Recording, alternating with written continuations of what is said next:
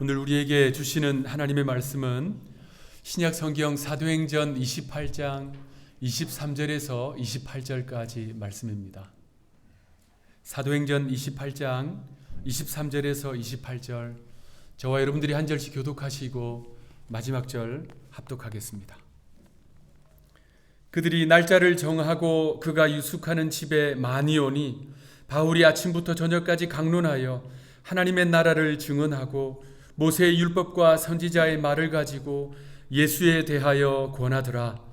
그 말을 믿는 사람도 있고 믿지 아니하는 사람도 있습니다. 서로 맞지 아니하여 흩어질 때에 바울이 한 말로 이르되 성령이 선지자 이사야를 통하여 너희 조상들에게 말씀하신 것이 옳도다. 일러스되 이 백성이 가서 말하기를 너희가 듣기는 들어도 도무지 깨닫지 못하며 보기는 보아도 도무지 알지 못하는도다. 이 백성들의 마음이 우둔하여져서 그 귀로는 둔하게 듣고 그 눈은 감았으니 이는 눈으로 보고 귀로 듣고 마음으로 깨달아 돌아오면 내가 고쳐줄까 함이라 하였으니 그런즉 하나님의 이 구원이 이방인에게로 보내어진 줄 알라. 그들은 그것을 들으리라 하더라. 아멘. 아인슈타인이 이런 유명한 말을 했습니다.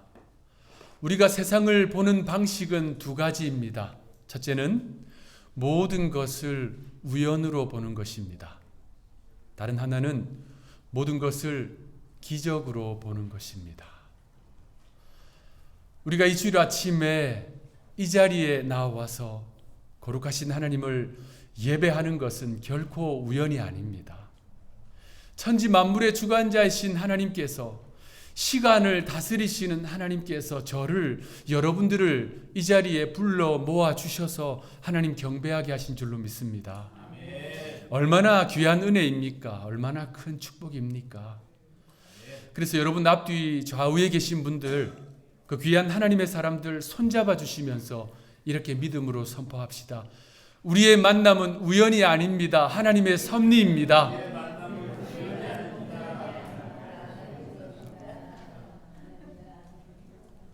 하나님께서 그 섭리에 따라 우리를 불러 모아 주셔서 예비하신 풍성한 은혜를 우리에게 주실 줄로 믿습니다. 오늘은 깨달음의 은총이라는 제목으로 본문을 살펴보겠습니다. 코비드가 창궐하기 전에 벌써 한 4년 전으로 기억하는데 어느 휴일에 저희 네 식구가 여기서 멀지 않은 유니버셜 스튜디오 할리우드를 방문했었습니다. 여러분 아마 가보신 분들은 다 잘 아시겠지만 놀이기구도 많고요, 또 화려한 쇼들도 많더라고요. 지금보다 저희 아이들이 더 어린 나이여서 가서 참 이 세계적인 테마파크에 그 스케일에 감탄하면서 이것도 보고 저것도 보고 했었어요. 그러다가 그 중에 하나인 애니멀 액터 쇼를 보았습니다. 할리우드 영화에 직접 출연한 그 동물들이 나와서 이 장기를 보여주는 그런 쇼였어요. 고양이도 나오고 개도 나오고 또 새도 나오고 돼지도 나와서 이렇게 각종 쇼를 보여주는데 그 공간이 꽤 넓었거든요. 그런데 빈자리가 하나도 없을 만큼 관람객으로 가득 찼습니다. 그런데 이제 그 모습을 보는데 고양이, 개, 돼지, 새 이런 동물들이요, 정해진 시간에, 정해진 장소에, 정해진 행동을 질서 있게 하는 것을 보면서 저도 아이들도 참 감탄하면서 보았습니다. 보면서 그런 궁금증이 들었어요. 어떻게 저 동물들을 훈련하기에, 어떻게 이 소통하기에 저렇게 질서 있게 잘할까?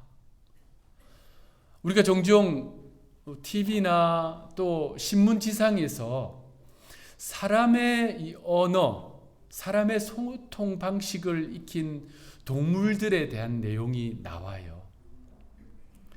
우리가 소위 영장류라고 분류하는 이 지능이 높은 동물들이 있잖아요. 원숭이, 침팬지, 고릴라 뿐만 아니라 우리가 집에서 키우는 반려견, 반려고양이, 반려새, 심지어 작은 설치류에 이르기까지. 그들 가운데 일부는요, 인간의 언어를 작게는 수십 가지, 많게는 수백 가지를 배워요. 언어를 알아듣고요. 또 영장류 같은 경우에는 수화로 자신이 하고 싶은 이야기를 합니다. 전 세계적으로 이 조지아 주에 있는 조지아 언어 연구 센터가 있습니다. 세계적으로 유명한데요. 그곳에는 44살 된 고릴라가 이 수화를 할 줄 알아요. 그래서 언젠가 자신의 치통을 호소를 했습니다. 수화로. 그래서 치과 치료를 받았다는 기사를 읽었습니다.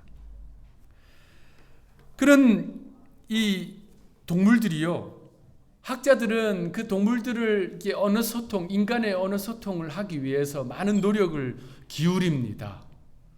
특히 이 영장류들은요, 손으로 도구들을 사용하면서 본인이 원하는 이 도구를 만들어요.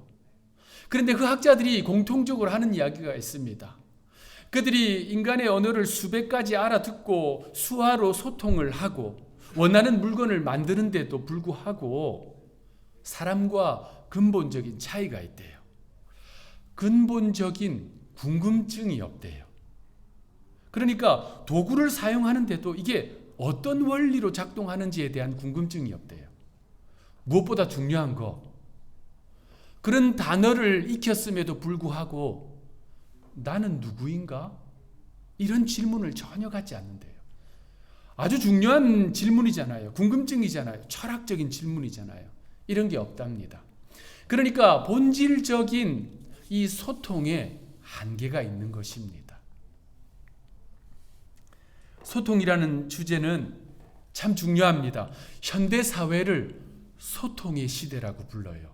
왜냐하면 이게 자주 이슈가 되거든요.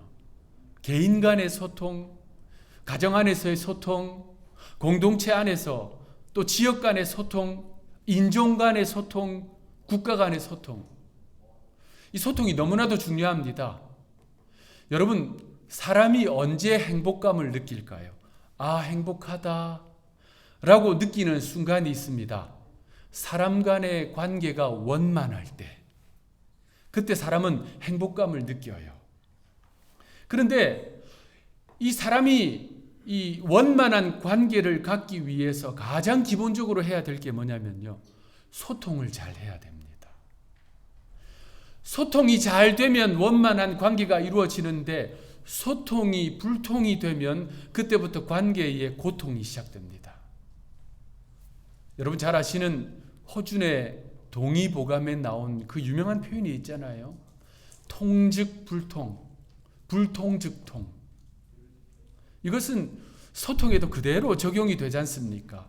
원래 뜻은 사람 몸에 있는 기혈이 잘 통하면 고통이 없고 기혈이 통하지 않으면 고통이 발생한다, 이런 뜻인데, 사람 간의 소통이 잘 이루어지면 문제가 없지만 소통이 막히고 관계가 꼬이면 그때부터 고통스러운 이 관계가 형성이 됩니다. 그래서 일반적으로 우리가 소통이 잘 이루어지려면 말을 잘 해야 한다라고 생각합니다. 틀린 말이 아니에요. 왜냐하면 인간사를 살펴보면 주로 이 입이 화근이 되거든요. 말하는 입, 듣는 귀가 화근이 되는 경우는 거의 없습니다. 입이 화근이에요. 그래서 말을 잘 해야 한다, 말을 잘 해야 소통이 제대로 이루어진다라고 생각하는데 맞는 말입니다. 그런데 그것보다 우선돼야 할 게 있어요. 먼저 제대로 들어야 됩니다. 잘 들어야 소통이 제대로 이루어집니다.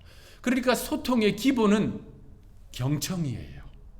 말을 잘하는 것은 지식의 영역인데요, 잘 듣는 것은 지혜의 영역입니다.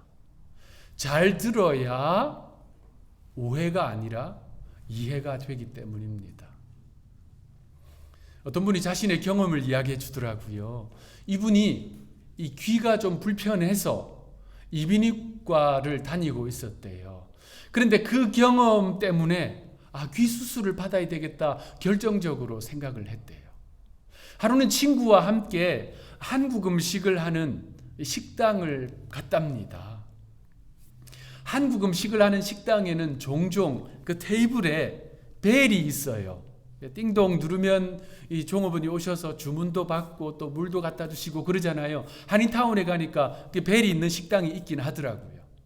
그래서 한국 음식을 하는 그 식당에 가서 이제 주문을 하려고 벨을 띵동 눌렀어요. 그러니까 그 종업원이 이제 오면서 예 손님 하고 이렇게 온 거예요.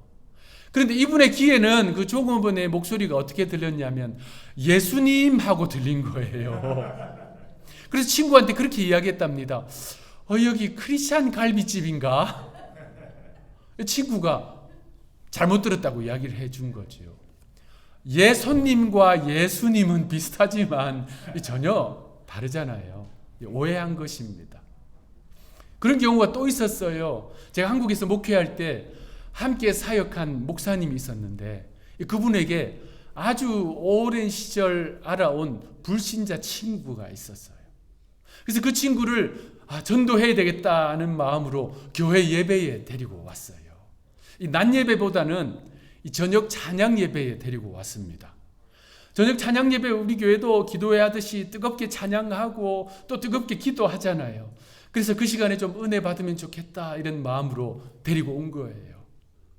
그리고 예배를 마치고 이 친구는 돌아가고 이제 그 목사님도 이제 갔어요. 그리고 며칠 후에 전화를 했습니다. 그랬더니 그 친구가 나 다시는 교회 안 간다. 교회 무서워서 나 못 가겠다. 그렇게 이야기를 한 거예요. 도대체 왜 그런가? 뭐가 무서운가? 하고 들어보니까 이 친구 말이 교회 갔더니 불을 다 꺼놓고 사람들이 눈을 감고 손을 들고 소리를 지르는데 그렇게 쥐약을 찾더래요. 쥐약. 그래서 뭔 소린가 하고 생각해 보니까 우리도 뜨겁게 기도하면 어떻게 해요? 눈 감고 손 들고 주여 주여 주여 하잖아요. 그런데 이 불신자의 듣기에는 이제 듣는데 사람들이 다 불 꺼놓고 눈 감고 소리를 지르는데 쥐약 쥐약 쥐약 하는 거예요. 그렇게 쥐약을 찾으니 얼마나 무서웠겠어요. 교회 갔더니 사람들이 다 쥐약을 찾더라. 경청해야 제대로 들을 수 있고 그래야 이 오해가 쌓이지 않는 거죠. 그래서 성경을 통해서 우리 하나님은 들으라 들으라 들으라 반복해서 말씀하십니다. 여러분 마태복음 22장에 보면 하루는 어느 유대교 율법사가 우리 예수님께 찾아와요. 그리고 묻습니다. 여러분 유대교 율법사라는 것은 구약 율법에 정통한 사람을 말합니다. 우리로 말하면 율법 박사예요. 그런 그가 율법을 모를 리가 없습니다. 그런데 주님께 묻는 거예요. 그의 물음은 마태복음 22장 36절입니다. 선생님, 율법 중에 어느 계명이 제일 큽니까? 이 물음입니다. 우리 주님이 그 물음에 대해서 이렇게 답변하셨어요. 아주 유명한 본문이지요. 우리 함께 읽어봅시다. 마태복음 22장 37절 38절 시작. 예수께서 이르시되 네 마음을 다하고 목숨을 다하고 뜻을 다하여 주 너의 하나님을 사랑하라 하셨으니 이것이 크고 계명이요. 그리고 그 뒤에 이어지는 말씀이 둘째 계명은 뭐죠? 내 이웃을 내 자신과 같이 사랑하라.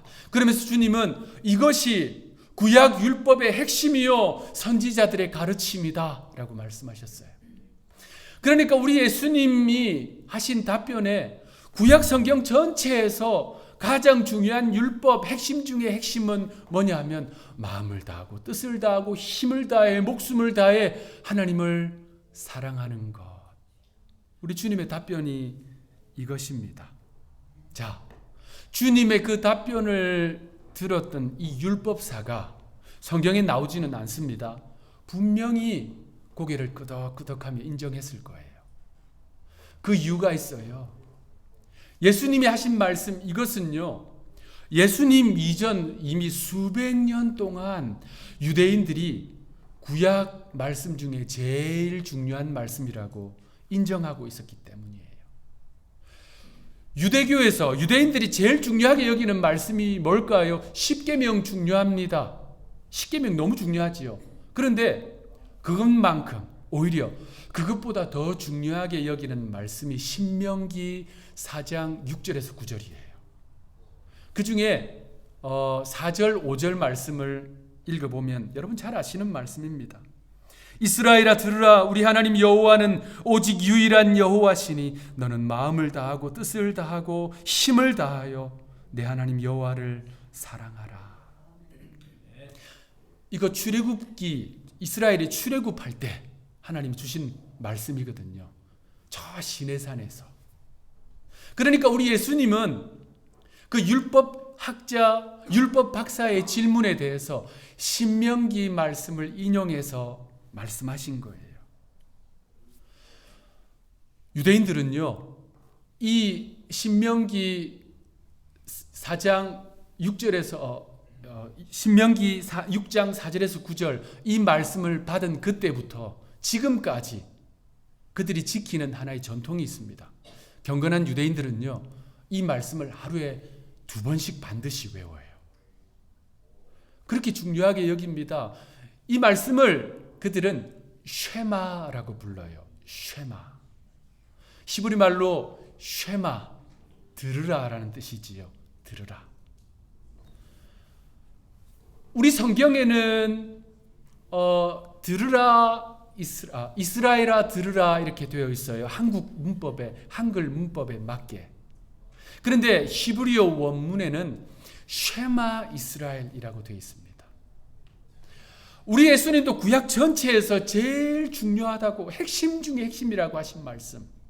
유대인들도 그래서 1000년이 넘도록 지켜오고 있는, 외우고 있는 이 말씀. 그 말씀이 뭐로 시작되냐면요, 쉐마로 시작돼요. 들으라, 들으라. 그래서 이 구약의 선지서들을 보십시오. 이사야, 예레미야, 에스겔, 호세야, 아모스. 그곳에 반복해서 등장하는 단어가 있어요. 장들마다 등장합니다. 쉐마, 쉐마, 쉐마. 들으라, 들으라, 들으라. 하나님의 백성들에게 하나님은 반복해서 말씀하시는 거예요. 들으라, 들으라, 들으라. 듣는 게요, 그렇게 중요해요. 그런가 하면 우리 예수님은요, 공생의 기간 동안에 이렇게 말씀하셨습니다. 마가복음 4장 9절. 또 이르시되 들을 귀 있는 자는 들으라 하시니라. 마가복음 4장 23절. 들을 귀 있는 자는 들으라. 누가복음 8장 8절. 우리 다 같이 읽어보겠습니다. 시작. 더러는 좋은 땅에 떨어지며 이 말씀을 하시고 외치시되 들을 귀 있는 자는 들을지어다. 아멘. 예수님은 구약에서 그렇게 강조하는 쉐마의 그 뜻을 좀 더 구체적으로 풀어주신 거예요. 예수님은요, 광야에서, 언덕에서, 호수 앞에서 설교를 하셨잖아요. 작게는 수십 명에서 많게는 수천 명이 모였습니다. 그 장소에 모여 있었던 모든 사람들은, 예수님의 목소리가 닿는 곳에 있었던 모든 사람들은 주님의 설교를 들었습니다. 그런데 주님의 말씀에 들을 귀 있는 사람은 그냥 들려서 듣는 것이 아니지요. 들을 귀 있는 사람이라는 것은 그냥 들려서 듣는 것이 아니라 듣는데 그것이 깨달음까지 이르게 되는 들음을 말합니다. 그냥 듣는 것은 누구나 들을 수 있어요. 그런데 깨달음에 이르는 들음은 완전히 차원이 다릅니다. 우리 예수님께서 왜 이렇게 들을 귀 있는 자를 강조하셨을까요? 왜냐하면 그것은 구원과 직결되기 때문입니다. 오늘 본문은 그 진리를 우리에게 잘 보여줘요. 로마의 가택연금 중이었던 사도 바울이 그 도시에 살고 있는 유대교 종교 지도자들을 초대했잖아요. 지난주에 우리 살펴보았습니다. 그리고 그들은 바울이 왜 로마로 왔는지 들었어요. 그리고 다시 만날 날짜를 정하고 돌아갔습니다. 그리고 그 날이 되었어요. 오늘 본문은 그 내용입니다. 유대교 종교 지도자들이 다시 바울에게 오면서 그들만 온 것이 아니라 많은 유대인들을 대동해서 왔어요. 우리가 당연히 쉽게 추측할 수 있는데 바울이 연금되어 있는 이 집이 큰 집이 아니었을 거예요. 작은 집이겠죠, 당연히. 그런데 그 집에 유대인들로 가득하게 되었습니다. 바울이 그들에게 설교를 시작했어요. 오늘 본문 23절 말씀. 그들이 날짜를 정하고 그가 유숙하는 집에 많이 오니 바울이 아침부터 저녁까지 강론하여 하나님의 나라를 증언하고 모세의 율법과 선지자의 말을 가지고 예수에 대하여 권하더라. 바울이 지금 이 로마에서 복음을 전하고 활동하는 이 시기에는 우리가 가지고 있는 이 성경 신구약 합본이 존재하지 않았습니다. 그들은 구약 성경만 가지고 있었어요. 그러니까 바울은 모세 오경에서 그리고 그 수많은 율법서와 선지서들, 그 선지서들을 쭉 풀어주는, 우리가 주일에 하듯이 강해 설교를 한 거예요. 그런데 성경이 얼마나 많아요. 그 설교가 길어졌습니다. 아침부터 저녁까지 강해 설교를 한 거예요. 바울의 설교의 핵심은 그것입니다. 하나님의 나라와 예수 그리스도. 모세가 그렇게 부르짖은 그 내용, 선지자들이 그렇게 기다린 그 메시아가 누구냐? 바로 예수님이다. 그렇게 설교를 한 거예요. 바울이 그렇게 설교를 하자 그곳에 가득했던 유대인들의 반응은 크게 두 가지로 나누어졌습니다. 오늘 본문 24절. 그 말을 믿는 사람도 있고 믿지 아니하는 사람도 있어. 바울이 전하는 말씀, 바울이 선포하는 설교를 믿는 사람도 있었지만 믿지 않는 사람도 있었다는 이야기예요. 그들을 바라보면서 바울이 설교를 이렇게 마무리합니다. 구약 선지자 이사야의 글, 이사야서를 인용하면서 설교를 마무리해요. 그것이 오늘 본문 25절부터 27절까지 26절, 27절 말씀입니다. 제가 읽겠습니다. 일러스되 이 백성에게 가서 말하기를 너희가 듣기는 들어도 도무지 깨닫지 못하며 보기는 보아도 도무지 알지 못하는도다. 이 백성들의 마음이 우둔하여져서 그 귀로는 둔하게 듣고 그 눈은 감았으니 이는 눈으로 보고 귀로 듣고 마음으로 깨달아 돌아오면 내가 고쳐줄까 함이라 하였으니. 자, 바울의 설교를 들은 청중들은요 두 부류로 나눠졌습니다. 듣고 보고 깨달은 사람들, 들어도 보아도 깨닫지 못한 사람들, 이렇게 두 부류로 확연하게 나눠졌어요. 여러분, 이러한 현상은 비단 이 바울 시대만 있었던 것이 아닙니다. 바울이 자신보다 약 700년 전에 활동했던 이사야 선지자의 글을 인용한 이유가 바로 그거지요. 듣고 깨달아 구원에 이르는 사람, 아무리 들어도 깨닫지 못하고 구원에 이르지 못하는 사람들이 이사야 시대에도 있었고 예수님 시대에도 있었고 바울 시대에도 있었고 2000년 교회 역사 속에 있었고 오늘날에도 있다는 것입니다.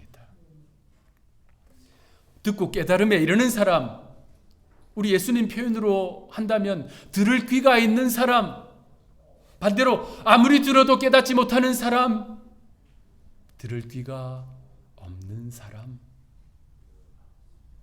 저는 소원컨대 우리 안우리교회 성도들은 모두 듣고 깨달음에 이르는 들을 귀 있는 복된 성도들이 되시기를 주님의 이름으로 축원합니다. 여러분, 이사야 시대에도 그러했고 오늘 본문 바울 시대에도 그러한데 듣는데도 깨닫지 못하는 사람, 들을 귀가 없는 사람들의 특징이 있어요. 우리 그것만 경계하면 되겠지요. 그것만 멀리하면 됩니다. 오늘 본문 26절, 27절 제가 다시 읽어드릴게요. 일러스되 이 백성에게 가서 말하기를 너희가 듣기는 들어도 도무지 깨닫지 못하며 보기는 보아도 도무지 알지 못하는도다. 이 백성들의 마음이 우둔하여져서 그 귀로는 둔하게 듣고 그 눈은 감았으니 이는 눈으로 보고 귀로 듣고 마음으로 깨달아 돌아오면 내가 고쳐줄까 함이라 하였으니. 들어도 도무지 깨닫지 못하는 상태, 들을 귀가 없는 상태에 대해서 오늘 본문 27절은 이렇게 표현합니다. 마음이 우둔하여져서. 이게 핵심이에요. 우리 이것만 경계하면 됩니다. 마음이 우둔하여졌다 라고 하는 우리 한글 성경에 헬라어 원래 뜻이 뭐냐면요, 마음에 두꺼운 벽이 있다라는 뜻입니다. 마음 안에요, 두껍고 높은 담장이 있는 거예요. 그러니까 아무리 말씀의 씨앗이 뿌려져도, 귀를 열고 들어도 이게 뿌리를 못 내리는 것입니다. 여러분 방문해 보셨겠지만 한국 서울에는 조선시대 이 궁궐이 잘 보존되어 있잖아요. 저도 한국에 있을 때 그 궁궐들을 자주 탐방을 했는데 조선의 궁궐들의 특징 중에 하나는, 여러 특징이 있는데 그 중에 하나는 담장이 아주 높아요. 조선의 궁궐뿐만 아니라 사대부들의 한옥도 마찬가지입니다. 담장이 아주 높습니다. 그래서 담장 밖에 있으면 담장 안에서 도저히 무슨 일이 벌어지고 있는지 알 수가 없어요. 조선의 궁궐들 또 사대부들의 가옥들이 그 담장이 높은 이유에 대해서 서울대 임승빈 교수는 그 이유가 있대요. 그것은 유교의 영향력이라고 합니다. 유교가 이 신분이나 이런 것을 명확하게 구분했잖아요. 그래서 남녀의 구분, 그리고 양반과 천민의 구분, 내부인과 외부인의 구별이 엄격해서 이 경계의 영역을 확실하게 만들기 위해서 폐쇄적인 담장이 형성되었다. 그러한 문화가 정착되었다라고 말합니다. 이해가 돼요? 유교가 500년을 지속했으니 이해가 됩니다. 그런데 오늘날 대한민국은요, 하나의 운동이 추진되고 있습니다. 담장 허물기 운동이 추진되고 있어요. 한국이요, 주차난이 아주 심하잖아요. 그래서 이 개인 집들의 담장을 허물면 그 담장으로 가려져 있던 공간이 생기니까 그 공간에 주차장을 설치해 주는, 지방자치단체가 재정을 지원해서 주차장을 설치해 주는 그런 프로그램이에요. 그래서 이 담장을 허무니까 가정들마다 골목마다 주차장이 생기고 이 주차난이 해소되고 더불어 이웃과 소통하는 계기가 되었다라는 기사를 읽었습니다. 여러분, 그러한 외부적 담장을 관리하는 거 참 중요해요. 그런데 우리 그리스도인에게서 그것보다 중요한 것은 이 내부적 담장입니다. 마음의 담장. 마음의 담장이요, 두껍고 높으면요, 생명의 말씀이 뿌리를 내릴 수가 없습니다. 우리 예수님께서 하신 4가지 밭의 비유는 정확히 그 말씀입니다. 그래서 우리가 앞서 읽었지만 누가복음 8장 8절, 더러는 좋은 땅에 떨어짐에 나서 100배의 결실을 하였느니라. 우리 주님이 그 이후에 이 말씀을 하시고 외치시되 들을 귀 있는 자는 들으라. 주님께서 이 4가지 비유를 말씀하시고 나서 해석을 해주시거든요. 그 해석의 말씀을 보면 마음이 우둔한 상태, 바꾸고 말하면 마음에 높고 두꺼운 담장이 있는 상태에 대해서 경계하시는 말씀이 있습니다. 오늘 본문의 바울이 그렇게 이 모세오경에서부터 선지서까지 쭉 풀어서 설교를 했는데 들을 귀가 없는, 마음에 높은 담장을 가지고 있는 그 영혼들은 그냥 돌아가 버리는 거예요. 그들은요, 그 마음속에 쌓아놓은 담장이 있었습니다. 세상을 살아가면서 만들어진 자신의 가치, 자신의 철학, 자신의 경험, 자신의 생각, 자신의 가치관들, 그것이 어느새 켜켜이 촘촘히 두껍게 높게 담장으로 쌓여져 버렸습니다. 그러니 아무리 들어도 들리지 않는 거예요. 깨달을 수가 없는 것입니다. 그들을 향해서 호세아 선지자가 이렇게 목 놓아 외칩니다. 호세아 10장 12절. 너희가 자기를 위하여 공의를 심고 인애를 거두라. 너희 묵은 땅을 기경하라. 지금이 곧 여호와를 찾을 때니 마침내 여호와께서 오사 공의를 비처럼 너희에게 내리시리라.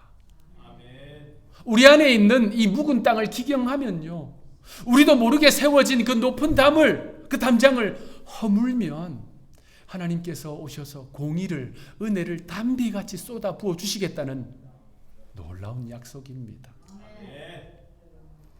오늘 본문은 이렇게 마무리됩니다. 우리 28절 합독하겠습니다. 28절 시작. 그런즉 하나님이 이 구원이 이방인에게로 보내어진 줄 알라. 그들은 그것을 들으리라 하더라. 듣고 깨닫는 사람이 있었는데요, 듣고도 깨닫지 못하는 사람들이 있는 거예요. 도저히 돌이키지 않는 겁니다. 그래서 사도 바울은 자신의 사역의 방향을 돌렸다라는 거예요. 바울이 유대인들에게 이제 복음을 전하지 못하고 이방인들, 헬라인들, 로마인들에게 복음을 전했다는 이야기입니다. 그런데 여러분들, 이것은요, 단순한 이야기가 아닙니다. 하나님께서 바울을 통해서 그들에게 주신 그 귀한 구원의 기회를 상실하고 말았다라는 안타까운 이야기예요. 말씀을 마무리하겠습니다. 하나님의 백성이 되고 하나님이 주시는 구원을 받는 유일한 기준은 혈통이 아닙니다. 그러면 유대인들이 다 구원을 받았어야지요. 행위도 아닙니다. 오직 듣는 것입니다.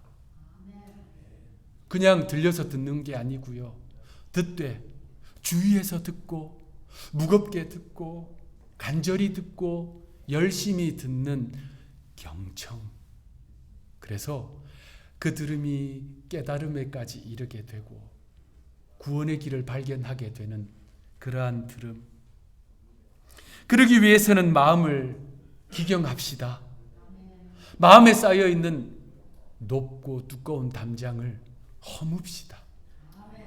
그래서 하나님께서 허락하시는 은혜와 축복의 씨앗들이 저와 여러분의 심령에 마음껏 뿌려지고 뿌리를 내리는 은혜가 있기를 구주 예수님의 이름으로 축원합니다. 기도하겠습니다. 하나님, 깨달음은 은총입니다. 깨달음이 큰 복입니다. 그래서 우리 모두 마음의 밭을 기경하고 마음의 담장을 허물어서 구원에 이르는 복된 깨달음을 얻게 하여 주옵소서. 감사하고 우리의 구주가 되시는 예수님의 이름으로 기도하옵나이다. 아멘.